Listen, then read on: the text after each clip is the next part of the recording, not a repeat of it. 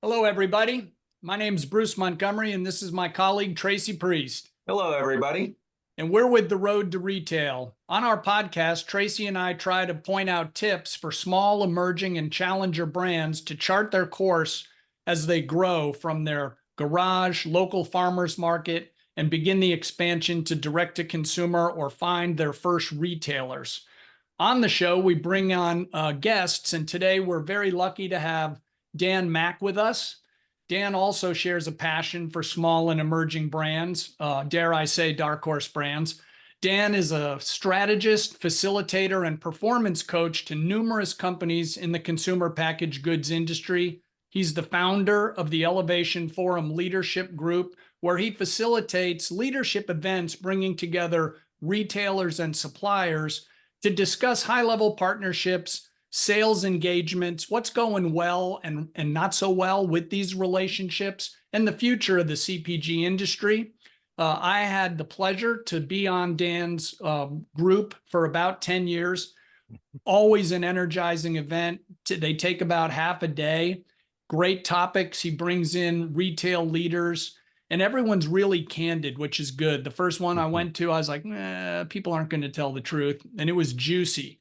And Dan's passion for all of these smaller brands is contagious.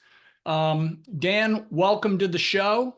And folks, I just happen to have a copy of one of Dan's books here. Look closer.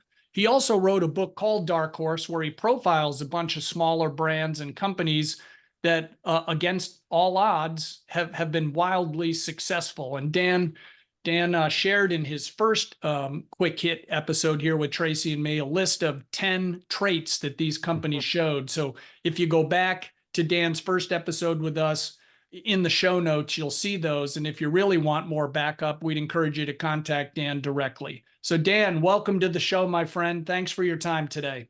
So good to be here, Bruce. So good to be here. Thanks so much. So, Bruce, let's jump right in. Dan, let's just jump right in. So tell us, what can any brand, in the CPG space learn from a small emerging brand, how they, basically how they operate? What can they learn? Tracy, there's a cool book that came out I think it's about 10, 12, 14 years ago. It's called Love Marks. And it's by the ex-chairman, former chairman of Saatchi & Saatchi. And he talks about kind of brands that just connect on a much deeper level and why. And he talks about this idea of they don't build brands, they build love marks. Okay. And it's like they go beyond loyalty. They create irreplaceability, irresistibility in very emotional connections. And when I think of some of the brands that I've seen that are smaller and emerging, they do that. There's something about what they're doing relationally from a human perspective, from a culture perspective, that just sets them so apart. And I think that is something any company can learn from. I think gone are the days of big always dominating small. That's very clear. I think industries are being shaped by innovative, smaller, emerging brands. You guys see that they can change a category, how the rules of a category, something that's never been done, all of a sudden is being done. I was looking at Circana's most recent data from last year, the top growth companies in the industry across CPG. 1 in 5 are small companies, 100 million and smaller. 1 in 5, wow. and that's significantly higher than the year before. So there's an appetite. There's so much to be learned by what they're doing. These companies don't do micro innovation, which a lot of big companies do. When you look at the top 50 CPG categories, more than half of them are growing because of emerging companies. They're the ones gaining share, the emerging companies. And I think what we can learn is they think about the heart and the mind and the soul of the consumer they're serving. It's more relational. And it probably has to be because it's smaller. Oftentimes, if you're run by a founder who's birthing an idea, it is personal, it is soulful. And I think there's something about heart and mind. The other thing that I think big companies can really learn from is, when you're starting out or you're not having so much success is often not your friend. Right? You start doing things the same way. It kind of distorts your reality. You're not as hungry trying to figure out who could capsize my boat. You're just not that concerned. And I think it translates into 1 and 2 buyers think of their suppliers as truly trusted counselors. That's only 1 and 2. And 2 and 3 don't believe, the buyers don't believe that the people calling on them understand their evolving needs. So I think when you're not as hungry, you start assuming you understand things. You make yourself really vulnerable. Mm-hmm. And the other thing I think we can learn is when you're smaller, you kind of protect relationships more, and you cut relationships that don't serve you quicker because you realize this is not good. Like I even think smaller companies will make tough decisions on their talent quicker because they realize this can't go on if it's not working. So we can learn a lot from them. And I think, when I think back, like when I think about the best companies, what comes through is they teach us you got to be likable, you got to be authentic, you got to be hungry, and you got to communicate brief. You got to land the plane. And I think even that is those are traits that people appreciate. So that's kind of what comes to mind. Love that. So that's awesome. yes. So Dan, the love marks comment from the Saatchi and Saatchi person that reminded me.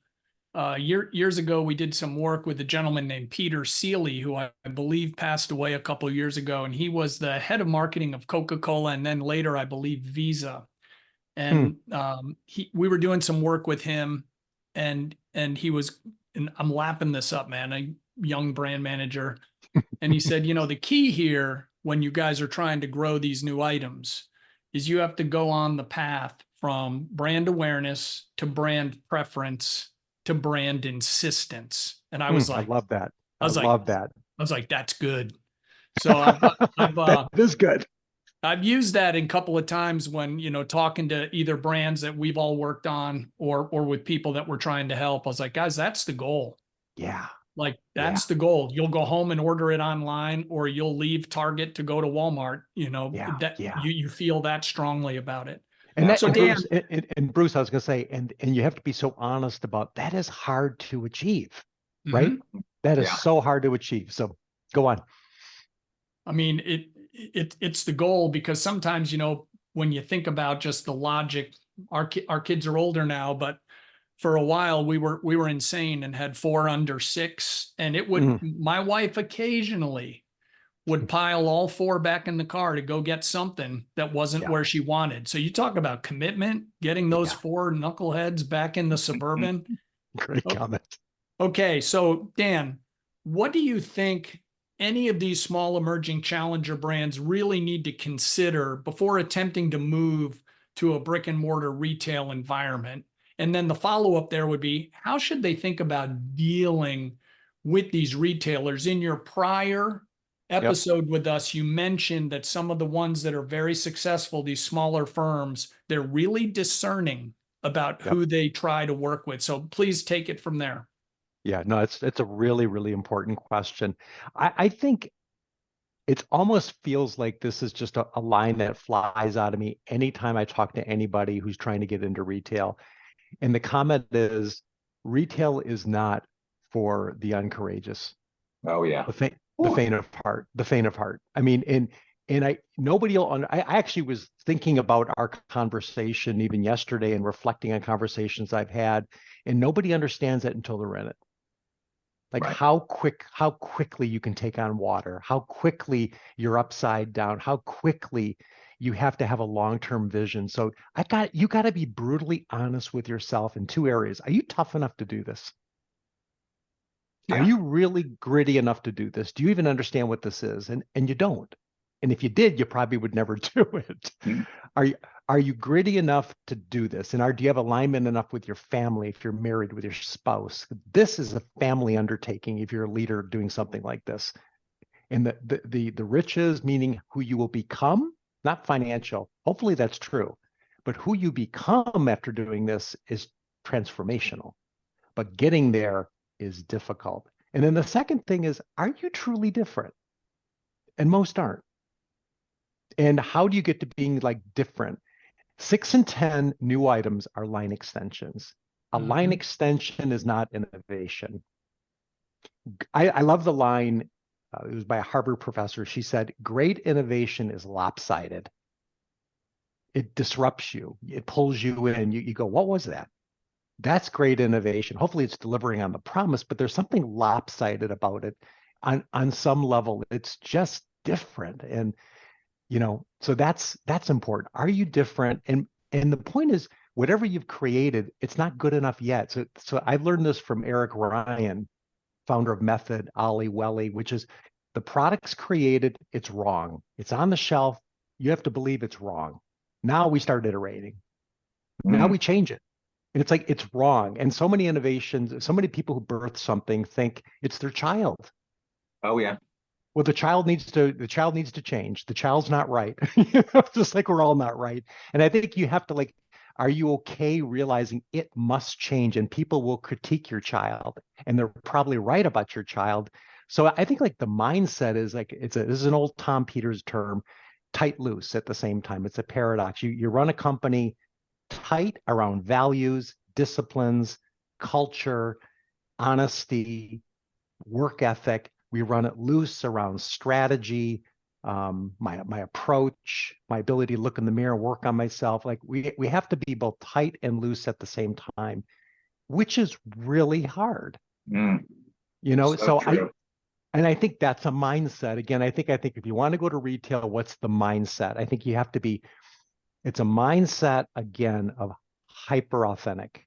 Be a truth teller. Yep. Don't play games with the truth ever. Be vulnerable, be coachable, be a fixer. Like when when you're working with a retailer, fix their problems. Whatever problem you can fix, even if it has nothing to do with your product, can you be known as a fixer? Work on your self-awareness. Be a listener. Understand what your triggers are, where you all of a sudden get defensive. Like you can't get defensive in this industry because you just burn energy that you don't have. I think you build a company where everybody is in sales. There's no sales department. Everybody's in sales. Yeah. It's love of the customer. It's love of the retailer. And even when you have retailer problems, when an organization starts pissing and moaning and bitching about the retailer, you're in the wrong headspace. That can't be the enemy ever. You have to understand their problems. Why are they asking you to do things that you don't like? What are the challenges they're going through that are authentically real? And then I think the last couple things would just be, master the art of the question. You're judged by your questions, not by your answers. Have better questions. Have great questions. Have the right question at the right time. And the mindset of being a facilitator, not a presenter. Long decks put people into a coma. So two true. slide, two slides, engagement, create engagement. And like we got to be about engagement. We gotta know that person in front of us knows things we don't know, and I want to learn from you. So that's part of that whole mindset. And I just think in general, it's kind of like when you think about the world we're in now, it's kind of like if you write a book, what is the world you're in now? You have to bring an audience to a publisher ahead of time. Yeah. You got to bring your audience already. There's nobody has time to build an audience. So like you got to build an audience with your community, and you got to bring that audience to the retailer already. It's a predetermined audience. So I think it's like you're not just building a brand anymore. You got to build a community, and then you got to share the community with the retailer to then hopefully then extend it across retail. That's hard. So you got to work with people like you guys to be so thoughtful about when do you introduce? Are you ready? Who do you pick and choose to build a test case? Which regional retailers are willing to work with you? What are you willing to give them over and above to have them build a bigger commitment with you to test and learn? When do you go to big multinationals?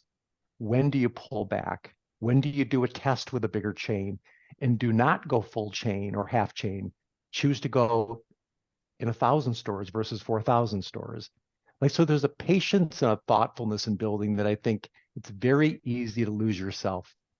And then all of a sudden you're upside down really quickly, and you've lost a lot of ability to modify and change. Going back to that Eric Ryan comment, you've lost the ability to iterate because it costs too much to iterate because you get too much product out there. So You know, true. so you know what I mean? And I mean, this is Mhm. your guys' world, and I just think I've seen this so often. It's the paradox of being so thoughtful and self-aware and so gritty around the stuff you need to be gritty about, um, which is why it's rare to be successful too. So that's kind of what hits me on those. So So, good. so Tracy, Dan opened it up with the comment about the child. Say it. My baby's beautiful. Everybody's going to love it. That's right.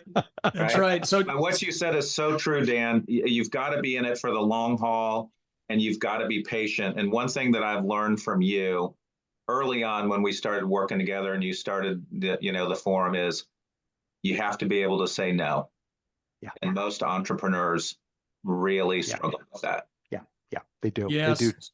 So a couple other things to just build off of Dan's points, and we've heard this from other guests. Jason Reeser said it, Mike Wilkins said it. Just because someone gives you a meeting does not mean that that's where your item should be. You have to make Mm, sure that the demographics of your brand match the retailer you're going to. Newsflash, buyer's job is to have meetings. You need to yep. make sure you're going to the right ones. As Tracy and I always say, and Dan just reinforced, start small. It's better to go into 400 stores and shake it down, make sure you Mm, can hit velocity hurdles, that you're shipping properly, et cetera, et cetera.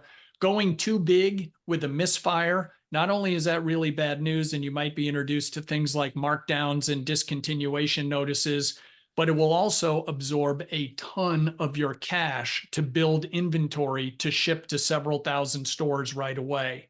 yep. Another great point Dan hit on, which we've heard from several of the retailers Tracy and I have interviewed, is if you have bad news in your data or in your operation, don't keep it secret. Don't hope they don't see Mm, it. They will. You will mhm, earn a lot more gold stars coming forward to say, we're having an issue here. This is what we're doing. This is when we think we're going to fix it.